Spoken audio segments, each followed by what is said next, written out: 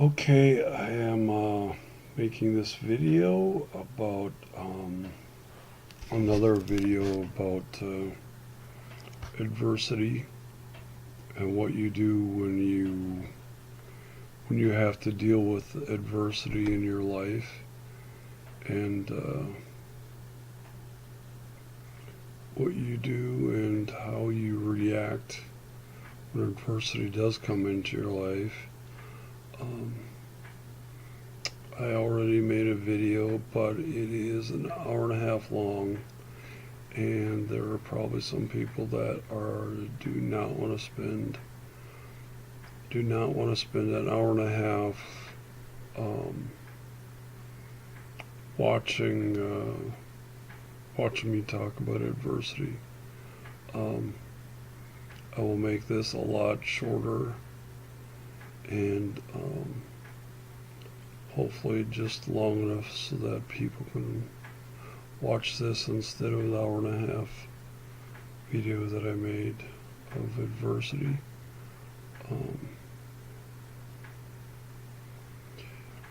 okay, when it comes to adversity, when adversity comes into your life, not if it comes into your life, when it comes into your life, how do you react to it? What do you do when adversity comes into your life? Okay. I mean, do you get angry about it? Do you get frustrated? Um, Adversity could be just as little as someone cutting you off in traffic driving when you're driving, you know. But I'm not talking about it, little things like that. I'm talking about the big things. You know, what happens when the doctor tells you that they've diagnosed you with cancer? The big C word, you know, and they say you've got cancer and you've got a month or two to live. How do you react to that? You know,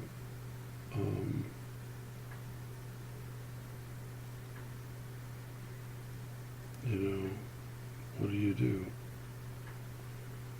Do you get angry and frustrated or not? You know, I think another thing that I thought of since I made the video that's an hour and a half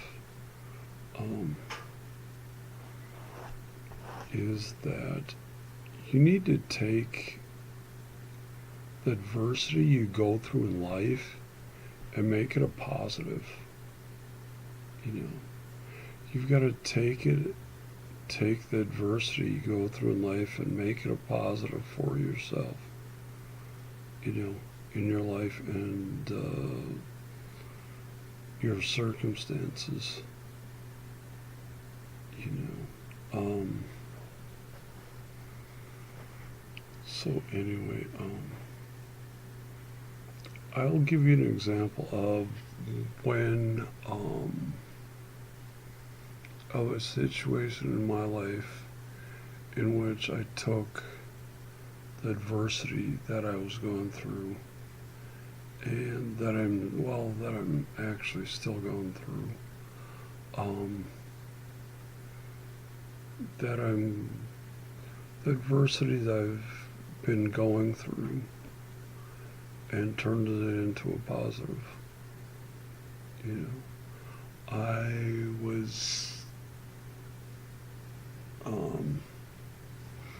I was actually in the Navy for almost 8 years. This is, you can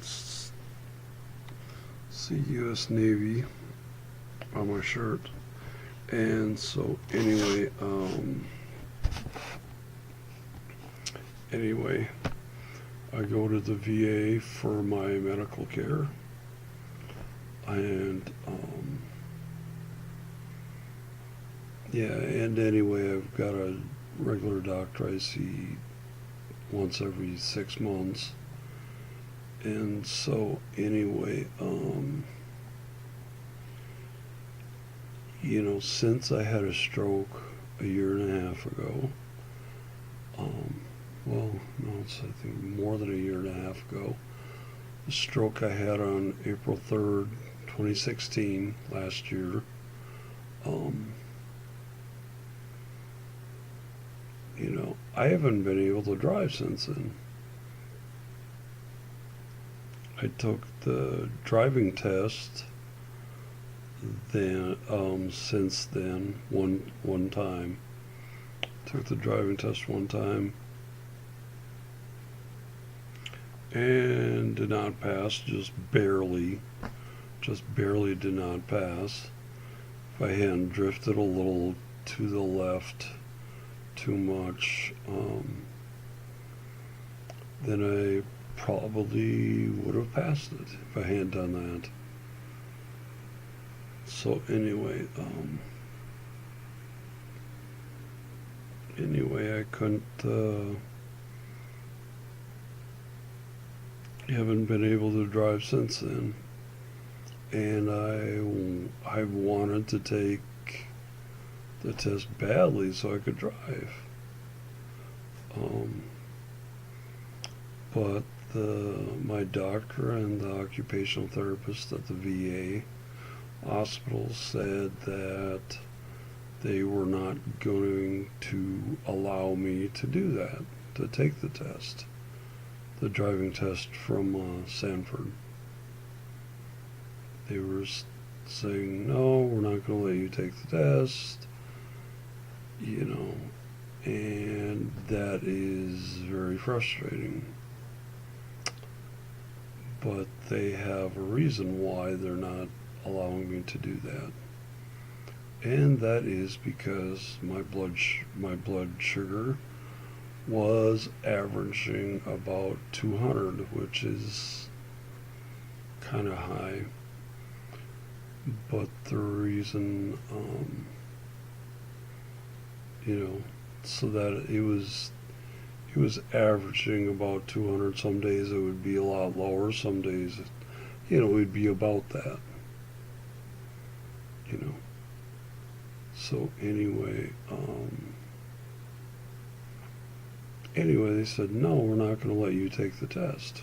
We are not going to let you take the test because if you have if your blood sugar is at about 200, and I eat some food, or, if I eat something or drink something that makes my blood sugar go up to 400, and I'm driving, I could be driving and it goes up to 400 and I pass out and kill someone.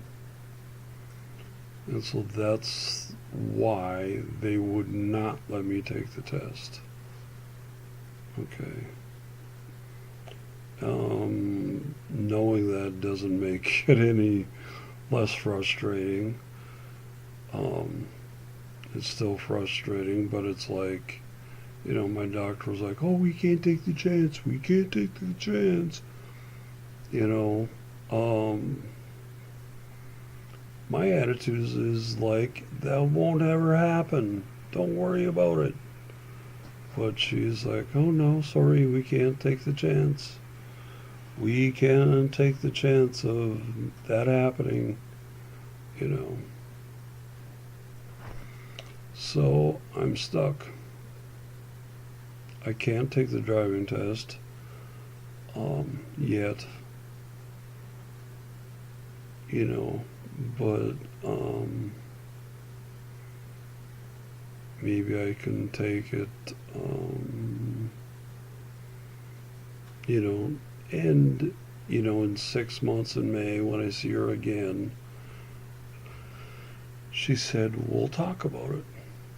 If I get my blood sugar down to between 120 and 140, and my A1C below 8, between 6 and 8, then we will talk about it. So she didn't guarantee that I would be able to take the test, even if I did do that. Okay? And so, I'm not even guaranteed that I'll be able to do that. But I've taken that and turned it into a positive that I've set it as my goal, okay, of doing that. Some days I get up in the morning and my blood sugar is in the 120s, and some days it's a lot higher. Some days it's a lot higher than that. So anyway,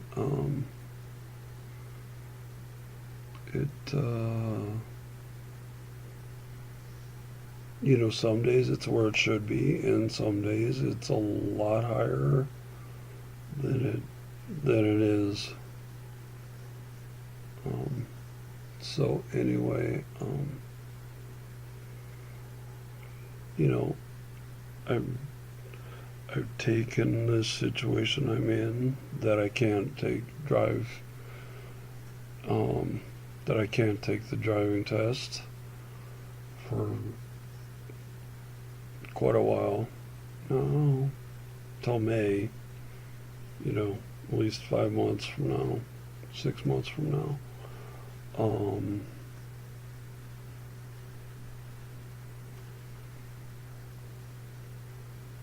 I've taken my circumstances and my situation. Oops, excuse me. I've taken that and turned it into a positive, that I am going to do everything I can to keep from doing that.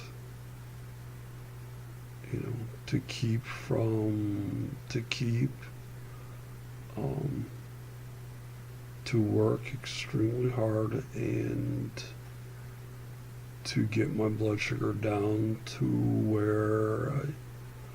where I can be able to take the test, to where it should be, in the 120 to 140 range. I've set that as my goal. I'm going to do everything I can. I think I'm going to try to get more exercise than I have so far, beginning the 1st of January. I'm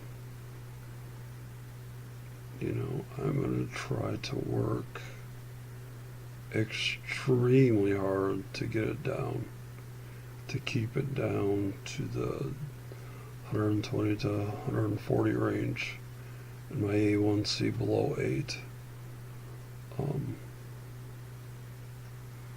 And go on the internet, find out what kind of foods make my blood sugar go up, and what foods would make my blood sugar go down.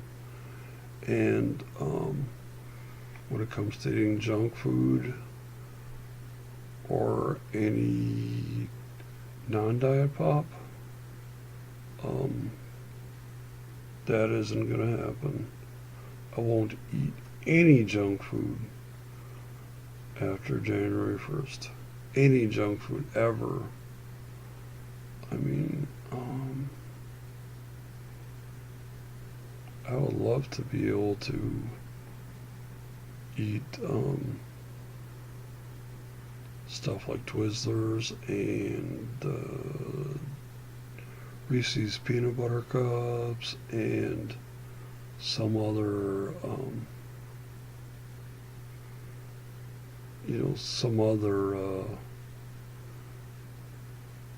other kinds of junk food too. I would love to be able to do that. But after January 1st, that's it. That is it. That is all. I am not going to do that. You know. And I'll try to find out, what kind of foods I have been eating that will make my blood sugar go up, and get rid of them, or possibly eat a small amount of them so that it doesn't make my blood sugar go up a lot. Um, anyway,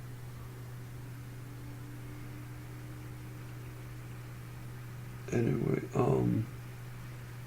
so anyway, getting back to my point,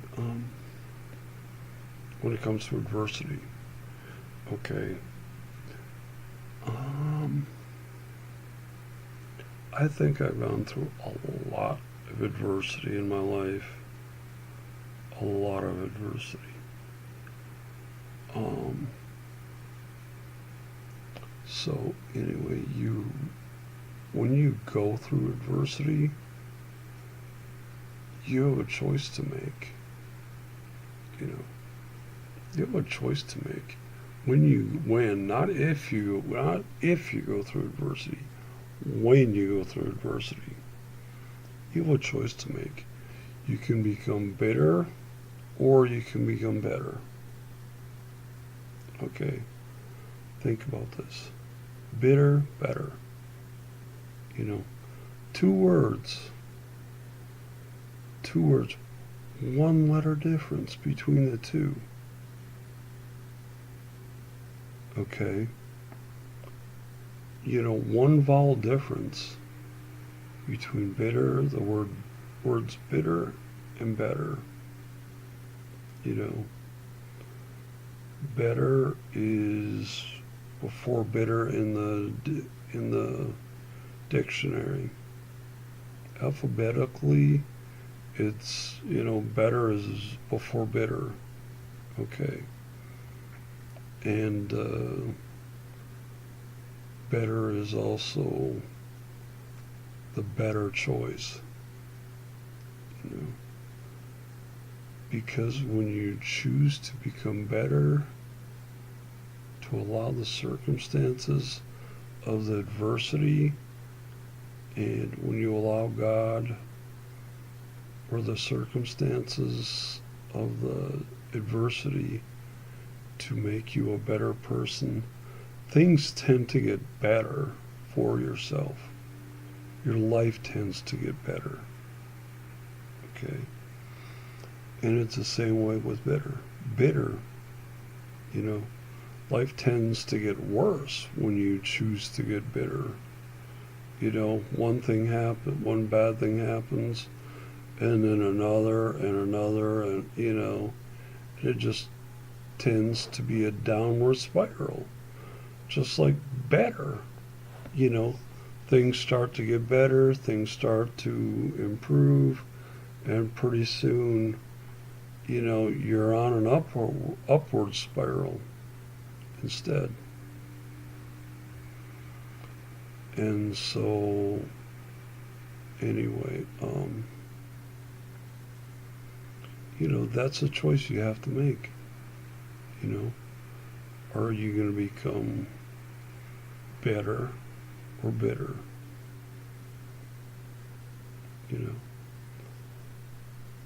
I wish I could say, hey, I've always chosen better. I wish I could say that. I can't. But anyway, because after my stroke, and I could barely walk, when I either could barely walk or I had to use a wheelchair to get anywhere I was going, it took a lot of hard work I had to work so hard to get to the point where I could walk again, walk on my own again. I'll show you something that's right there. Right there. That is the walker I got when I was in the hospital. When I was in the VA hospital. That is the walker I used. That was the walker I used when I first got to the hospital. You know, I had to use that because I could barely walk. I couldn't walk without it. You know, I would be either in a wheelchair or I would use that. You know, what are the other? Either use that and someone was helping me or I was in a wheelchair. You know.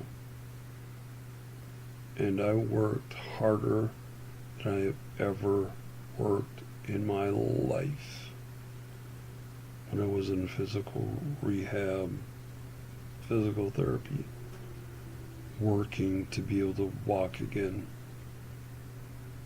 You know, it was not easy.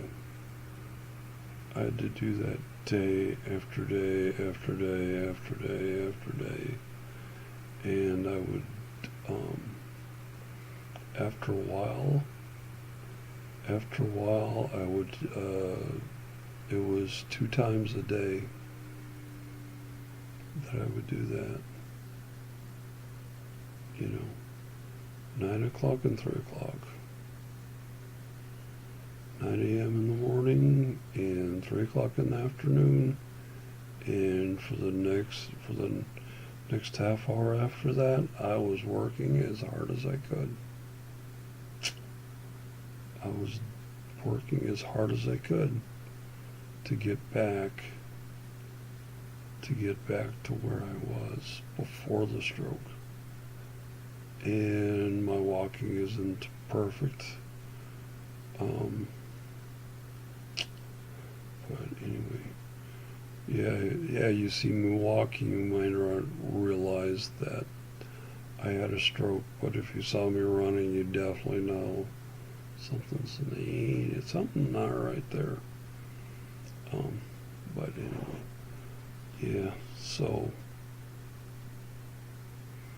anyway, you have to live your life after you have a stroke, and when you go through adversity, you have to live your life and say, I am not going to let this win. I am not going to be defeated by this. I'm going to overcome. I'm going to be an overcomer. I am not going to let this win. I'm not going to be defeated.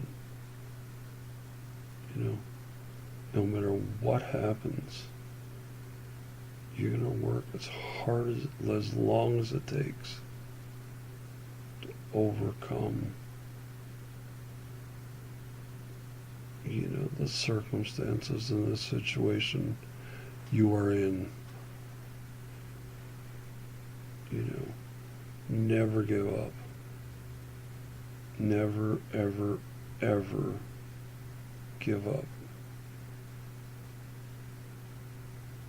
Don't ever give up. That is the greatest commencement speech ever. And it was by Sir Winston Churchill at a college in Missouri in the 1950s. He said, never, ever, ever give up. And that was his entire speech. And in my opinion, in the opinion of me, that was the greatest commencement speech ever. And I will leave you with that. Never, ever, ever give up on yourself.